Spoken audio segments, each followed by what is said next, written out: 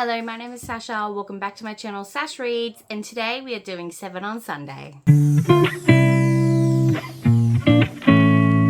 So this week's topic for 7 on Sunday is books that got us into reading. I have a couple of nostalgic ones back when I was little, and then also books that got me back into reading as a teenager and a half to high school. And don't forget to go and follow and subscribe to G Swizzle, because she's the creator of the 7 on Sunday tag. She makes these topics up for us every month and puts them in the Goodreads group. So I'll link down the Goodreads group and G so you can go give her all the love. Let's talk about the books that got me into reading. I'm going to stack here, but first of all, I want to mention the Rainbow Magic Fairy series. I remember going to the library every week at school, and a bunch of us girls would get these books and just talk about them and read them and be like, oh, I'm that rainbow magic fairy, or I'm that fairy. And it was just a fun time. There were lots of different colors, and they would help these girls overcome their fears, and it was just a fun time. I also remember the Emily Eyefinger books. I don't know if anyone else read these, but these literally about this girl called Emily, and she was born with an eye on her finger. And she would use it to solve crimes and things like that. So random. I also want to talk about the Magic Treehouse books, where these kids would go to this magic treehouse. I think they lived in Pennsylvania. And they would go to the Magic Treehouse, and they would go back in time to a significant time in history and live through that. I don't know, that was really fun. I also just want to apologize if you can hear my husband. I'm filming pretty late at night, and he is playing video games right now with his friends. So if you can hear him, that is why. I'm just very slack on organizing my filming right now, so that's what's happening. But I want to talk about the Brumby Stories by Eileen Mitchell. The Silver Brumby, Dancing Brumby's Rainbow, and Brumbies of the Night. I loved reading this book when I was younger. I just loved reading about the Silver Brumby, and this is such a nostalgic book to me, and I really want to go back and read this to go back and hopefully feel those same feelings. This is classic Aussie literature to me, and just reading about this one Brumby who, he was silver, and so all of the horse catchers wanted him. All of the other Brumbies, the Brumbies in Australia are the wild horses. He was king of the Brumbies. He was always trying to defend his herd, and always having his antagonist, his rival was the Brolga. I just remember the Brolga being super scary. So yeah, this definitely is one book that got me into reading. And just, I don't really like reading in the POV of animals now, but as a child it was the shit. The Toro Quest by Emily Rodda. I've only got series 2 and 3. My series 1 is broken. It doesn't have a nice dust jacket or anything because I read it that many times. But the Toro Quest, so you follow Leaf, Jasmine, and no, it's not Leaf, is it? Oh no. Oh, I can read it here, can't I? Lol. Yeah. Oh yeah. Leaf, Jasmine, and Barda. Basically, I know something about these books. They probably started my love for fantasy.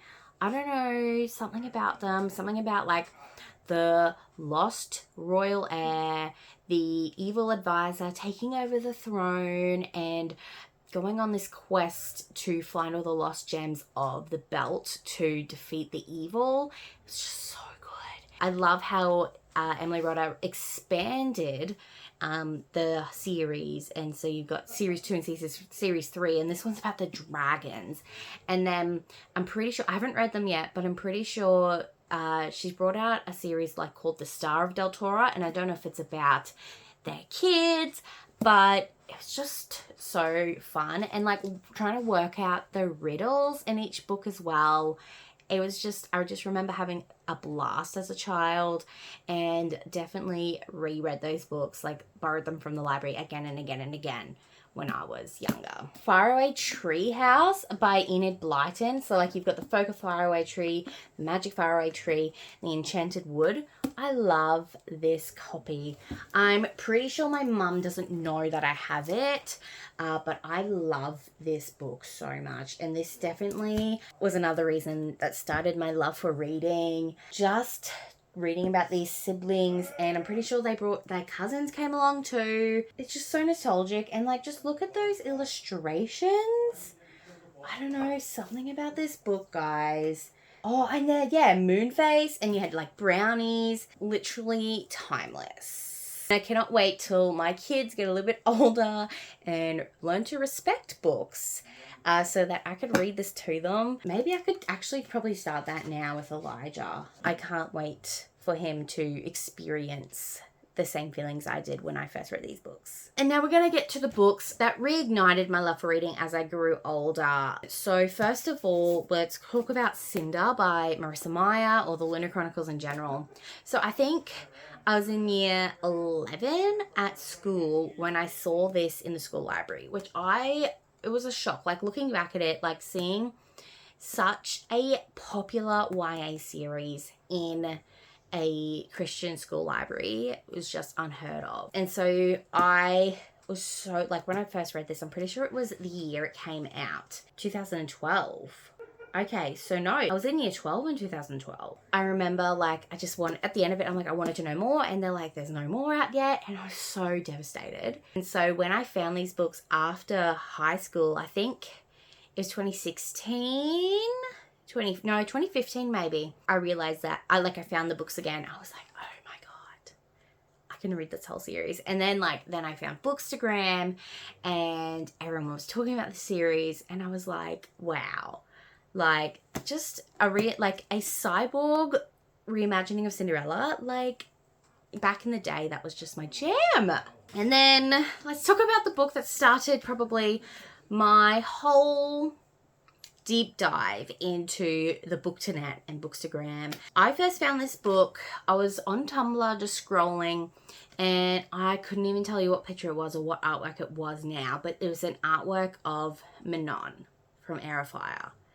And I was like, oh, that looks cool. I want to read that book. So I went and bought my first Kindle copy of Throne of Glass by Sarah J. Maas. And I read that, and I was like, this is the shit. This is mind-blowing. This is that Lady Gaga meme. Talented, brilliant, incredible, amazing shows. How old was I? 21?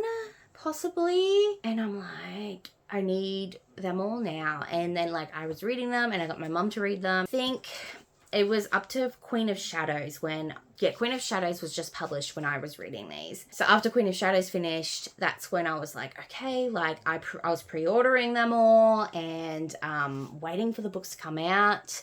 And I don't know, I feel like I found my people all because of Sarah J. Maas. And I know that she is probably one of the most popular authors in the world, and people talk about her all the time. But literally, Throne of Glass is what introduced me, I feel, to Bookstagram and BookTube, and all because of this one random artwork of Manon, which is so crazy. And yeah, just these two books just brought me into the Booktonet world. And I'm pretty sure, and even Grace was one of the first booktubers I'm pretty sure I ever subscribed to, which is insane. And now we're friends, and it's blowing my mind how these books have made me so many friends, and I love it here. And thank you so much to all of you who watch my videos and like them and comment, and just DM me on Instagram.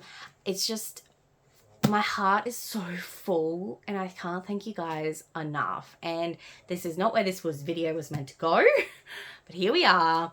So I'm going to leave it on that note. If you like this video, don't forget to give it a thumbs up and subscribe if you want to see more videos by me. You can also add me on Goodreads, Instagram, and I'm on Threads as well. It's just all at Sash Reads. I hope you have a wonderful, wonderful rest of your day. I'll see you next time. Bye.